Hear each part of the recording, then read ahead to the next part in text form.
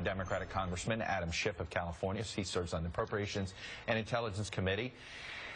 I'm going to start with that question. Why does it look like to me that you guys collectively, and I know individually, everybody is saying there seems to be this collective throwing up the hands. There's not much that can be done anymore about mass shootings.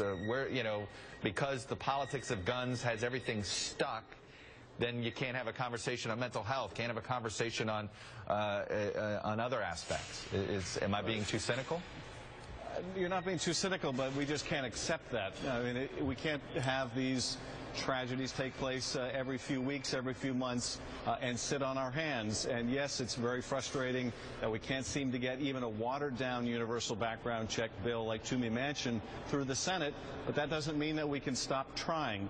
There are a lot of tough issues involved with this most recent shooting, and there aren't going to be a lot of easy answers. Yes, we're going to look at the background check system, and yes, I think there are overlaps with Snowden, particularly some vulnerabilities that we have when there is new derogatory information on someone who has already gotten the clearance. How do we get that into the system to either have that security clearance pulled or make sure they don't get another? That's an issue. But standing by and accepting that this is going to become the new normal in America, we cannot let that happen. And we're going to have to find out a way to move those folks in the Senate and move people here in the House and just make forward progress. I'm not willing to accept, and I think Americans are not willing to accept, that this is just going to become a fact of our lives now. Well, if the mental health piece is something that can gather bipartisan support, do you table the gun issue, since it's hard to have a rational debate sometimes on the gun issues because the politics gets so infected, frankly, into the system? Can you do some standalone progress on mental health? And I know the privacy aspect becomes tricky there.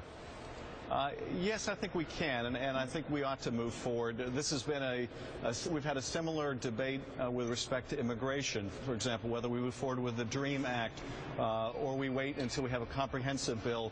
But the gun issue has been so difficult, I think we ought to try to move forward with whatever pieces we can. Clearly there's a mental health issue here in terms of expanding access to mental health, in terms of making sure that mental health records are accessible on issues involving access to guns or involving access to military bases. And you're right, there are privacy concerns here. There's the concern that we don't want to discourage people from getting the treatment that they need. At the same time, we need to make sure that we have the information to keep the country safe. So I think there are improvements that we're definitely going to make in terms of the background check and screening process. But improvements we can make in mental health, and I hope also that linkage between mental health and access to firearms. I want to talk about this contractor issue. You're on the Intelligence Committee. You've been dealing a lot on the Edward Snowden stuff, and this was a contractor that had all this access. This is a separate issue, and again, dealing with contractor. But I can't help but wonder, are we too reliant on contractors? Has this become too blasé? And do you think there really is a two-tier system in the government, particularly on the intelligence and military side, where if you work directly for the federal government, directly for the military, you get real scrutiny? If you're a contractor, you don't get the same scrutiny. Well, there's some truth to that, but, frankly, we've had problems with people that were direct government employees and screened by the government, and we've had problems within the contractor pool. I think we do use contractors too much. We are too reliant on them.